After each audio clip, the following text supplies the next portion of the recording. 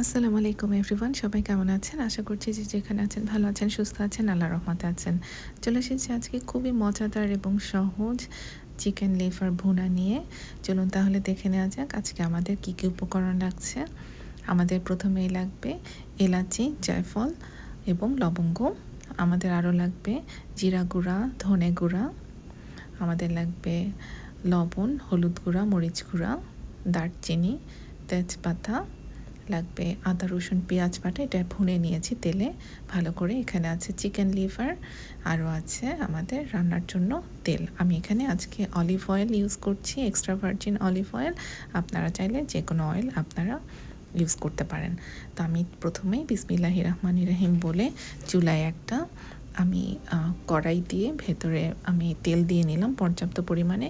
আপনারা কম বেশি তেল ব্যবহার করতে পারেন। এখানে আজকে আমি একটু বেশি তেল ব্যবহার করছি, তাহলে বেশ মজা হয় রান্নাটা, এই জন্য। ভিতরে দিয়ে দিলাম বেশ কিছুটা লবণ, যাতে আদা রসুন পেঁয়াজ বাটাটা যে আমি আগে ভুনে রেখেছিলাম সেটা দিলে আর যেন না ছিটে। আপনারা চাইলে পানি দিয়েও এই জিনিসটা করতে পারেন। আপনারা ফ্রেশ ব্যবহার করতে পারেন। আমি এখানে আগেই সবসময় ভুনে রাখি, সেটাই ব্যবহার করছি। আর এর ফাঁকে দিয়ে দিলাম তেজপাতা, দিয়ে দিলাম এলাচি, লবঙ্গ এবং জায়ফল আমি এখানে গুঁড়ো করে তারপর আমি দিয়ে দিলাম। আমি আস্ত দিইনি, কারণ মুখে পড়লে খুব বাজে লাগে, এই জন্য।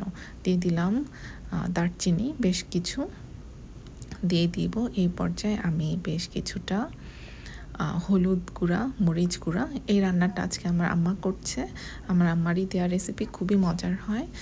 আর দিয়ে দিল আমার আম্মু ধনে গুঁড়া, জিরা গুঁড়া দিয়ে আবার ভালো করে ভুনে নিচ্ছে মশলাটা। অল্প অল্প পানি দিয়ে অল্প অল্প করে ভুনে নিচ্ছে। চুলা কিন্তু হাই হিটে আছে। এই পর্যায়ে আমি দিয়ে দিলাম আদা রসুন পেঁয়াজ বাটা যে বাটিটাতে ছিল, সেটা একটু গরম পানি দিয়ে ধুয়ে আমি ভিতরে দিয়ে দিলাম। তো দিয়ে আবারও বেশ খানিকটা আমরা এটা ভুনে নিচ্ছি। আমরা এটা প্রায় 2-3 বার ভুনেছি অল্প অল্প পানি দিয়ে। যত ভুনবেন তত কিন্তু মশলাটা মজা হয়। তো এর মধ্যে দিয়ে দিলাম কলিজা, চিকেনের যে কলিজাগুলো ছিল ভালো করে কেটে ধুয়ে রেখেছি সেটা দিয়ে দিলাম। ভিতরে কলিজার সাথে আছে হার্টও আছে। তো আমি এই দুটোই দিয়ে দিয়েছি, ভালো করে ধুয়ে নিয়েছি, পরিষ্কার করে নিয়েছি এবং ভেতরে দিয়ে ভালো করে আবার মশলা দিয়ে কষিয়ে নিচ্ছিলাম। ভিতরে আজকে আমরা কোনো প্রকার এক্সট্রা পানি দেব না, শুধু ভোনার সময় যে পানিটা দিয়েছি ওইটুকুই, আর এক্সট্রা কোনো পানি দেব না। এখন পর্যন্ত চুলা কিন্তু হাই হিটেই আছে। আপনারা যদি ইনগ্রেডিয়েন্টস কোনটা কত পরিমাণে দিয়েছি দেখতে চান, আপনারা তাহলে প্লিজ ডেসক্রিপশন বক্সটা দেখে নেবেন। ভেতরে আমি সম্পূর্ণ ডিটেলস দিয়ে দিয়েছি কোন ইনগ্রেডিয়েন্টস কত পরিমাণে দিয়েছি। তো এই পর্যায়ে রান্নার আমি এটা ঢেকে দিল আমার আম্মু এবং চুলাটা মিডিয়াম টু লো আঁচে দিয়ে রাখলো। প্রায় 10 থেকে 15 মিনিট পর্যন্ত এটা রান্না করব এবং মাঝে মাঝে নাড়াচাড়া দিয়ে নেব।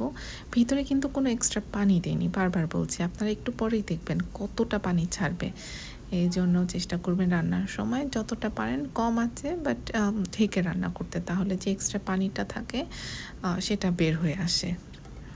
সেটা যে কোনো ক্ষেত্রেই হোক, মাছ হোক, মাংস, এই চিকেন লিভার হোক বা বিফ লিভার হোক, সবসময় এই জিনিসটা হয়। দেখুন এই পর্যায়ে আমি ঢেকে দিয়েছি আবার এবং মাঝে মাঝে নাড়াচাড়া দিয়ে দিচ্ছি যাতে পোড়া না লাগে। এই যে দেখুন কতটা পানি বের হয়েছে কিছুক্ষণ পরে। এতটা পানি মানে দেখলে বিশ্বাসই হয় না। মানে এই জন্যই বললাম আপনারা যতটা পারেন পানিটা না ইউজ করারই চেষ্টা করবেন রান্নাটা, তাহলে টেস্ট অনেক গুণ বেড়ে যায়। এই পর্যায়ে আবার ঢেকে আমরা বেশ কিছুক্ষণ রান্না করব। টোটাল টাইম প্রায় 10 থেকে 15 মিনিট লেগেছে রান্না করতে। ডিপেন্ড করে আপনারা কি ঝোল ঝোল খাবেন নাকি ভুনা করে খাবেন। তো এটা আমরা একটু হালকা ঝোল রেখেছি। তো এই পর্যায়ে কিন্তু রান্না শেষ অলমোস্ট। আপনারা চাইলে এই পর্যায়ে চুলা বন্ধ করে আপনারা চেক করে দেখতে পারেন লবণটা হয়েছে কি না।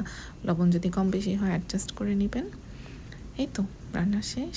আর এটা কিন্তু গরম গরম ভাত দিয়ে, রুটি অথবা পরোটা দিয়ে দারুণ লাগে খেতে। অবশ্যই চেষ্টা করে দেখবেন। তো আজকে এই পর্যন্তই, আবার দেখা হবে নেক্সট কোনো রান্নায়।